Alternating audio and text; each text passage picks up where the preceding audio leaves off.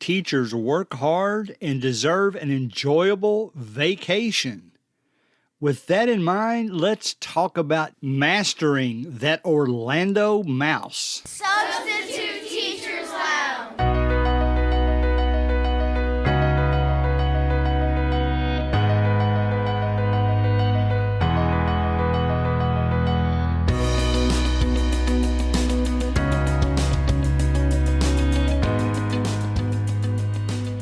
You know, I've always admired celebrities like the Beatles, Walt Disney, and Mark Zuckerberg of Facebook. And the reason is they didn't just give people what they wanted, they basically showed them what they wanted. And I'm kind of obsessed with all three of those celebrity groupings. My family will tell you that I am obsessed with Disney, but if you compare me to all the other nuts out there that hang out on websites and provide answers, I'm not. If you want to have an example of that, just post on Facebook sometime, hey, me and my family are going to Disney World. What suggestions do you have? And not only will you get a lot of suggestions, everybody will insist that their expert is the best. Now, I'm going to keep this pretty simple. I'm going to start by telling you that 3 years ago, 2018, I took my extended family of 9 down to see the mouse.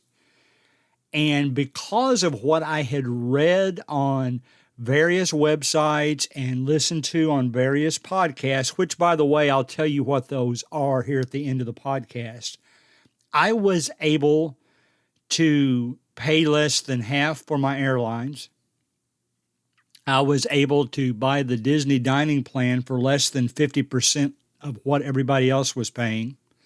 And we had fast passes for every attraction, not just 3 a day or 3 an hour, I guess, but every attraction.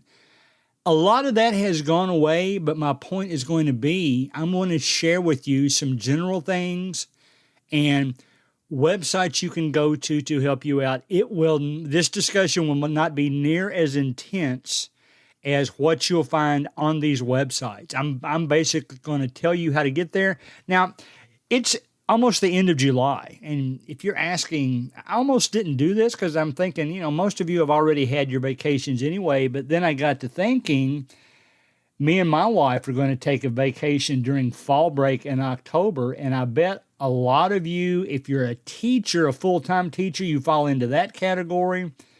If you're a substitute teacher who accepts jobs on a daily basis, then you're still in the mode where you can go on vacation anytime you want to. So some of you might be planning trips.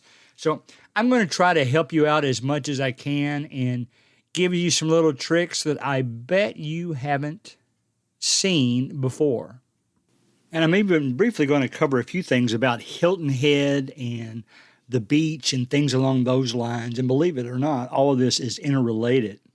I will mention a couple of things that have changed dramatically, mainly because of COVID, but some of the things that have changed are actually not going to come back. Let's talk about, first of all, fast passes. They are going to come back probably between now and January sometime, and I'm sure everybody's familiar with that, so I won't bore you with the details. It's basically just a way to pass lines and not have to wait in line. I will tell you, and I'm going to show you what website I got this from, vacationing is picking back up dramatically. The main attractions in the Avatar section of the parks down there, last time I looked, they were talking about a 3.5 hour wait, and that's where the fast passes came in. Interestingly enough, I've talked to 2 families within the last 2 or 3 weeks that went down there when fast passes weren't available, and believe it or not, they said they actually liked it. So I don't know if the fact that nobody's getting fast passes anymore has made the regular line move so much more quickly that people would wish it would just stay that way. I don't know that, but they are coming back. Now, here's something you might want to consider. When they come back, there's a chance that they'll come back for a certain dollar amount, that they no longer will be free. That's one thing that's being discussed right now. And there's two rumors going around about how they'll price these. On the one end, as you might expect, they're expecting the price to be really, really high. Because if it's not, if it's affordable for everyone, everyone's going to have one. So they're going to have to price this high enough that it will be the select few that get the fast passes. That's one rumor. The other one is on the opposite end, that they'll price them low enough so that basically everybody will have one. All right, that's a little bit over exaggeration. Maybe 30% of the people will have one, and then that will help their revenue flow, probably more so than they ever realized. If it goes that way, then the fast pass line will be much longer than it's ever been, and the other line will actually run much more smoothly than it's ever been. If I had a gut feel, I would say it's going to be priced on the high side, but that's something that's coming up because many of us who visit once every 3 to 5 years, we're used to that fast pass, and that might be a change we get used to. I'm sure they're going to put it out there on an experimental basis first, see how it works. Maybe if there's a lot of complaints, they'll go back to the old-fashioned way of doing things. The other thing that some of you may have been used to that is for sure going away, at least as provided by the park itself. That's called Magical Express. It was where you could check your luggage in at your airport that you're leaving from in your hometown, and regardless of connecting flights or anything, you wouldn't see your luggage again until it was in your room as long as you were staying on a hotel on Disney property. Now, that is going away. It's gone away for COVID. It will go away officially on January 1st. And the rumor is that the company that ran it, Mears, that Disney contracted with, will actually fire the service back up around July of 2022. But it will be for a fee. So that's another one to keep your eyes on. I think those of you that are in bigger cities, some of you even had the service where they would pick your luggage up at your home, and that would really be crazy. I live in much more of a small area, so that would have never happened here. I can't even get a pizza delivered out here for that matter, so that's not going to happen to me. But that's something to keep in mind. And then if you haven't been in the last few years, there are some new attractions that have forever changed the traffic. It used to be that the Studios Park was one of the lesser attended. Well, that's not true anymore because in the last 3 years, Toy Story Land, Star Wars Land, I'm paraphrasing here. They've all got special names. Those two have opened in that park. There's a new sort of a roller coaster that's based on Mickey and Minnie in that park. So that has forever changed the traffic in that park. All the Avatar stuff is in Animal Kingdom. So that park is getting a lot more traffic. And of course, the Magic Kingdom continues to get a lot of traffic. Epcot is the only one I didn't mention, and I'll mention it now because if you remember where the Universe of Energy attraction was from maybe a past trip there, that was the one where the dinosaurs were in there, and it showed you how everything changed over to oil and where energy came from, and it was just kind of a car that cables pulled you through. Well, that's been taken down, and that's going to be changed into a roller coaster based on Tron, which I understand is very popular in the parks over in Asia. So that's coming. That will be opening, I'm guessing, within the next year. There is a Ratatouille ride that's going to be back in the World Showcase section of the park. That will be opening in the next couple of years. So there's lots of new things that have new lines, that have new weights. That's something you may adjust to. So between the Fast Pass changes and the Magical Express changes and the new attractions, the traffic pattern in those parks will forever change. So, and the final little piece of news is that beginning October 1st of 2021, just a few months away, it will begin the 50th anniversary of Walt Disney World. It opened in 1971. So the 50th anniversary, there's various different types of celebrations. So, and let's face it, there's a lot of people that are so sick of being closed up because of the pandemic that this is an extremely busy time to go down to the Orlando amusement parks. I'm not going to go. I will tell you how I've used Disney to get myself a trip to both Vero Beach and Hawaii over the next 18 months or so. So we'll talk about that a little bit too. Now, the 3 websites that I will share with you, some of the things you're going to learn from them. One of them is a discussion board. And I joked with my wife that literally, she thinks I'm obsessed with it.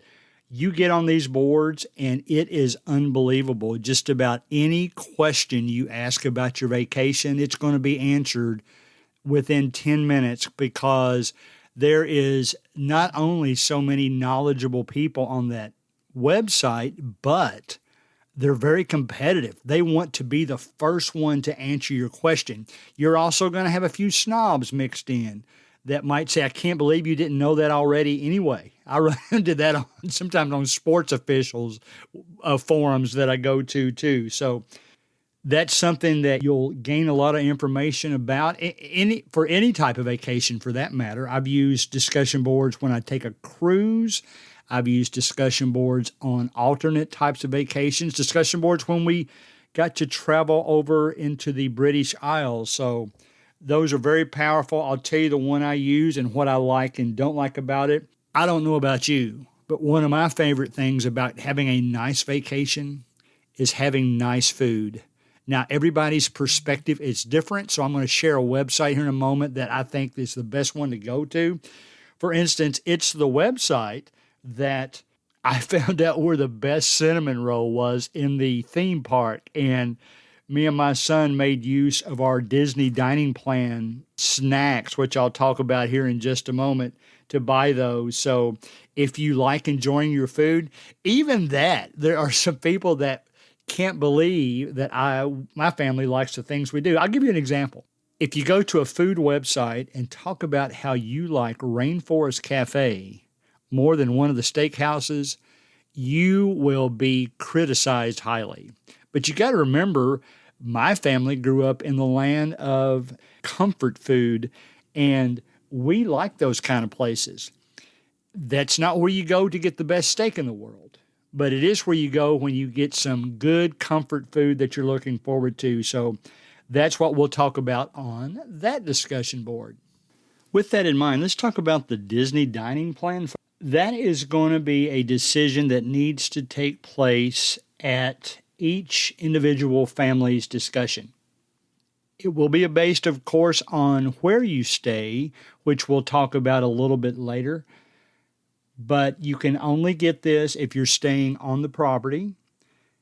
To be honest, if you get right down to it, I think the biggest advantage it has going for it is this: it's convenient. Here's the real scoop. Will you save money? Yes and no.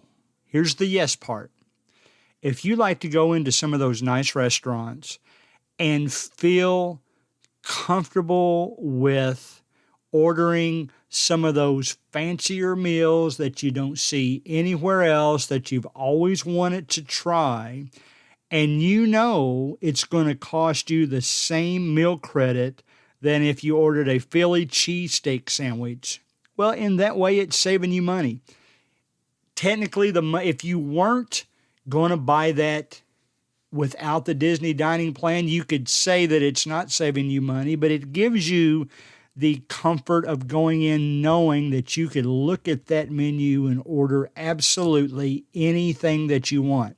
Now, on the flip side, if you're one of those people that knows they can get by with quick service food the entire vacation, more power to you. There's a version of the dining plan that you can do for that. You could probably also, if you're one of those that likes to plan your meals around getting the best bang for your dollar, that's probably the cheapest way to go. So there's literally a dozen different ways to look at this based on your eating patterns. I always get the dining plan. I like to have that freedom of the convenience of not having to worry about paying more money. It's kind of like a prepaid vacation thing. And doggone it, if I want to go into Cinderella's Castle and order the most expensive thing they have on the menu, I will. Now, that leads me to an interesting story. When we went 3 years ago, we had the Disney dining plan, but when I made the reservation for Cinderella Castle for 9 of us, I had to do it 6 months in advance, and I had to put it on a credit card. So when we got there, we instead used the Disney dining plan. And one of the waiters came out after I gave him the dining plan information. He said, "All right, Mr. Collins, we are now crediting back the $900 for that meal." So we got our money's worth on that meal for sure. So you'll have to decide that. I'm going to show you the websites to go to do your analysis. There's plenty of things out there. Let's talk a little bit about where you stay. I'm going to tell you what a lot of people do first, and then I'm going to tell you what I will do and why I will never do what a lot of people do. A lot of people enjoy very much the fact that they can rent a home close to the park and then just go back to that home at the end of the day. They have fun. Usually they have pools. There are non-Disney hotels within the area. Even if you want to stay 30 miles away, the further away you go, the cheaper you can get it, as long as you don't mind that drive. If you do that, of course, you won't have advantage of the Disney transportation systems, and it's just a little less convenient. Now, keep in mind, for me, you are talking to somebody that absolutely hates driving anywhere, even if I can drive straight there and straight back without any traffic delays. But if you're driving from off property, probably 9 times out of 10, you will encounter some type of traffic delay, especially if you're not an early bird and you show up like at 10 a.m. when everybody else is showing up. You're going to have to wait on that traffic. I like the advantages of staying at the resorts inside the park that has the bus service, they now have a tram service that goes from, it's brand new, it goes from certain hotels to Epcot, I believe it is. But although I don't mind not being specific, because I'm going to give you the websites where you can do your own research. Let me mention about research. First of all, you need to do some research. If you just show up at a park like that with no plan whatsoever, you will probably not have very much fun. You at least need to have a plan of what you're going to do and in what order based on your age group. As far as the on-site hotels, you can get everything from the All-Stars and Pop Century, which will run you in the summer between $100 and $200 a night, and you can get it cheaper or more expensive based on the time of year you go. The most expensive time of year is around Christmas and New Year's, as you might expect. The bigger the room is more pricey. Concierge inclusion would be more pricey. So all that is a consideration. But if you do stay inside the park, you do get the advantage of all of the in-park transportation. Now, let me tell you what I have done. We just purchased into the Disney Vacation Club, which is a timeshare, but it's a timeshare based on points. Now, admittedly, I've got some retirement income that I was able to spend, and I didn't want cash just sitting around. And I have owned Disney Vacation Points before, and I used them for 10 years and sold them and actually made my price that I had paid had almost doubled. So I made a lot of money on that. So if you've got the cash available, I'm going to describe a way that you can get your money back as much as possible. As you know, as with any timeshare, there is a monthly maintenance fee. But with Disney, the points are so popular that there are websites that you can actually rent your points. So the years that you don't use them, you can rent them. So I'll tell you what I did. I bought double the amount of points that I thought I would need, and I plan to rent out those extra points and pay for most of my stays as I'm going along. There's things you can look at on these websites I'm getting ready to give you. I keep saying that, don't I? Here in just a moment that will help you with that. I don't want to give you any financial advice because everybody's in a different situation. So I will leave it at that, but that's what I'm planning on doing. We're actually going to use the points this year for either Hilton Head in September or October, either Hilton Head or Vero Beach. There are Disney resorts on both of those properties. We're going to use it next September to go to Aulani, which is the Disney resort in Hawaii.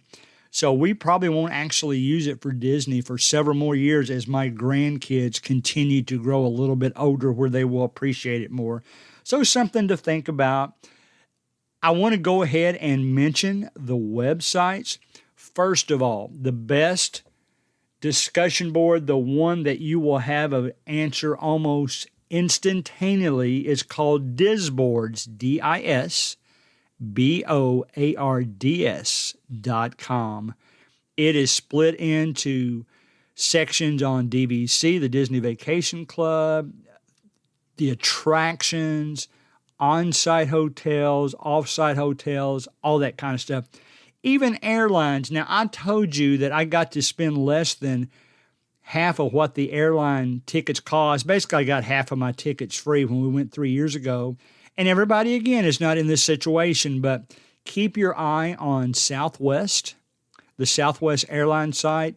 They will occasionally have deals where you can get a credit card through them. And when you spend a certain amount of money, which you usually will do anyway when you're spending money on for a vacation in advance, they will give you so many travel points. And that's how we paid with ours. I opened up a couple of credit card accounts. I understand not everybody wants to do that. Not everybody needs to do that. That's what we did, and that's one way that we got those airline tickets. And again, I learned all that on discussion boards like disboards.com. Also, a shout out to Ryan and Jeremy. They used to have a podcast called Backside of Magic that I learned a lot from too. I will go ahead and tell you that the website I like to go for food is called the Disney Food Blog. A lot of times it's abbreviated to DFG, Disney Food Blog. And to be honest, what I like about them best is their Twitter account. It is at Disney Food Blog. And they don't just talk about food. They talk about a lot of different things on there, including things going on within the park itself. So that is the second website that I will tell you about. And then the last one that I will tell you about is the one that I use to actually plan our days when we go. I know this is a lot of planning, I understand that, and not everybody likes to do that, but it will save you a lot of time and frustration if you do things right. Maybe you'll be able to hit the parks in the morning, maybe take a swim break at your hotel in the afternoon, and then go back in the evening. It's funny, a recent survey that polled kids that visit theme parks like this usually say their favorite part of the day is the swimming pools at the hotel. So go figure. They are really nice. So it's the third website I was going to mention is called touringplans.com. That is a subscription-based service, but what it will allow you to do is to get on there and plan which park you want to be at which day. By the time you plan your vacation, we'll probably be back past the time when you have to actually be specific and tell Disney which park you're going to. But hopefully that's going to go away. But it will tell you the best days to go during a certain time of year. And given that, what you should see first based on the age group of your group. There will occasionally be times when it will want you to pass over an attraction, even if it looks like there's no line, because it wants you to go to a more popular attraction first, because there will be a line for that one later in the day. So if you go to the first one first, you won't be able to go to the second one without a wait a little bit later on. So all kinds of cool stuff. So as a reminder, disboards.com, disneyfoodblog.com, and touristplans.com. This went by fast. I didn't cover everything that I wanted to. If you have questions for me, remember to email me. And my book is out. It is called Butterfly Swag. The contest will continue to go on. You can get that in either Kindle or paperback version. I will make sure that link is in the show notes. So go to your podcast show notes and you'll see that. But we certainly thank you for being here this week.